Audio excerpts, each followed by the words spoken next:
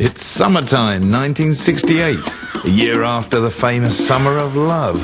And that was a lively time for my brother's band. The Rolling Stones had just released Jumpin' Jack Flash, and their subsequent 7th studio album, Beggar's Banquet, was just being completed in Los Angeles. Please allow me to introduce myself. I'm a man of wealth and taste. 5,000 miles away from Los Angeles, California, this tiny Derbyshire village was chosen as the site to photograph and promote the Rolling Stones' latest album, Beggar's Banquet. So I'm going to look around the little village and see if there are people who can remember that day, and if they can, what actually happened.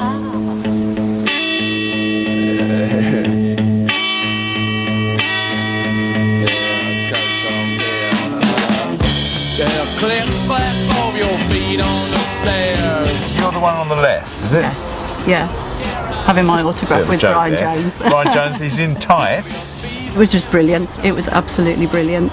We jumped the wall. We just climbed over the wall. We wondered what it was all about. There's a black piano and they said we want that white, and the paint pots came out and they painted it white. I'm in the county where my grandparents lived. I'm in Derbyshire, meeting a couple from Swarkston who were newlyweds back in 1968. And when the Rolling Stones rolled into town, they caught it all on their small camera. So who told you that this was all happening? Well, did you heard this obviously on the grapevine, or was it just sprung on you? Brian used to pop up to the local at lunchtime on a Sunday while I got Sunday lunch ready. That's Brian, your husband? Yes. And he came back, and I used to say to him, "And who have you seen today?" Yeah. And he said, "Oh, well, Mick Jagger and Brian Jones." I said, "I don't believe you." And we had a bet. I said, "I will have a bet." I said, "They're not here." He said, "Well, after lunch I will take you." And so we walked up by the church, got to the stile, and I saw the black limos and all the activity, and I thought, I think he's right. So I ran back for my autograph, well, Brian's autograph book.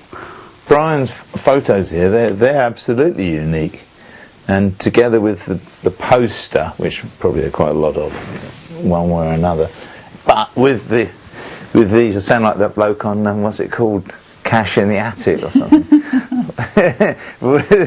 You know, this is quite, with the original autographs, could be, frame it all up, and it's quite a collector's piece, but, and you kept them in such good condition.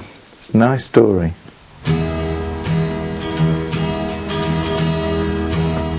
The reason my brother's band came to Derbyshire was to shoot a sequence of shots to promote the record Beggar's Banquet and maybe get an album cover out of it. This was their 7th album, and one which caused a rift between the band and their record label, but more about that later. First, I want to find out why a tiny Derbyshire village was picked for this photo shoot. So I'm off to London to meet Michael Joseph, who then was a fresh-faced professional photographer making his mark in the swinging 60s. Take me to the station and put me on a train. Michael's shoot stretched over a couple of days. Day 1, the interiors were shot inside Sarum Chase, an impressive house in North London.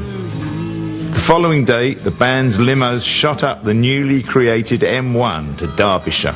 We chose Swarkston because it was the only place that was all derelict and, a total ruin. It wouldn't have had the magic if it had windows in and stuff. So, someone reccied it, as they say.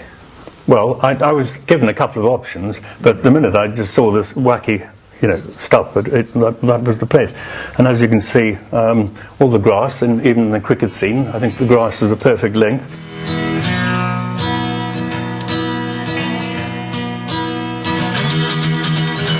The cricket shot, iconic rock and roll photography, you tend from the 60s to think of David Bailey's portraits and things like that, but I think it's an iconic image in a way because it's just so unlikely. The Stones of that point, they were beautifully dangerous. The idea that they would actually all be playing cricket in the middle of nowhere, it's a picture that once you see it, you don't forget it.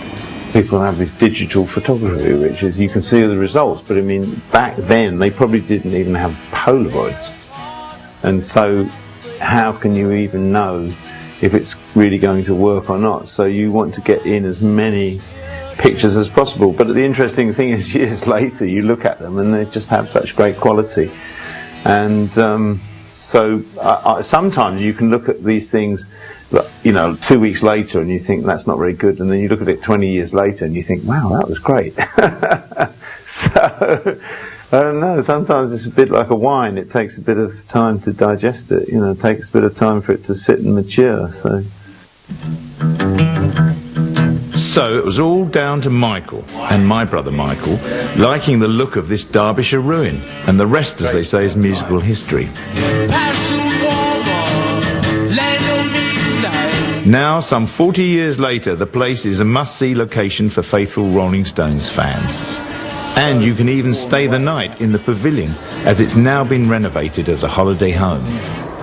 It's been entirely rebuilt using as much original material and as possible. But apart from that, any trouble, you'll be straight ahead.